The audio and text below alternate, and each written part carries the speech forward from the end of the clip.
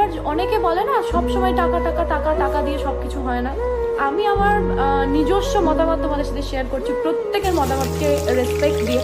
তোমার কাছে যদি টাকা থাকে না, তুমি দুনিয়ার সবার সাথে খুশি থাকবে, বিশ্বাস করো। তোমার যদি মুড অফ থাকে, তুমি গিয়ে একটা অ্যাপেল ওয়াচ কিনে নিতে পারবে। তোমার যদি মুড অফ থাকে, তুমি একটা গিয়ে গাড়ি কিনে নিতে পারবে। তোমার মুড অফ থাকলে তুমি ট্রাভেল করতে পারবে, পুরো দুনিয়া ঘুরতে পারবে। তুমি এমনি হ্যাপি হয়ে যাবে, তোমার পাশে কেউ থাকুক কেউ না থাকুক।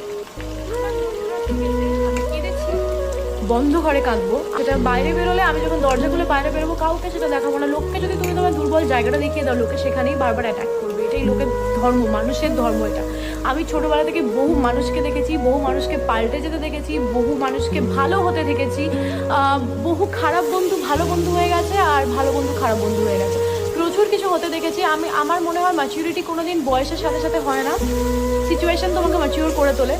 তো আমার লাইফ থেকে আমি প্রচুর কিছু শিখেছি। অন্য কারোর থেকে ইন্সপায়ার যতটা না হয়েছি, নিজের থেকে অনেক বেশি হয়েছি। নিজের সাথে এত খারাপ খারাপ ঘটনা ঘটেছে, তার জন্য আমিই দায়ী, মানে অবশ্যই নিজেকে দায়ী করব, কারণ আমি মানুষকে সেই জায়গাটা দিয়েছি। চারটে মানুষ তোমার পাশে বসে থাকলো কি থাকলো না, সেটা অবশ্যই ম্যাটার করে, বা আমি জানি না, আমার ক্ষেত্রে এতটা ম্যাটার করে না।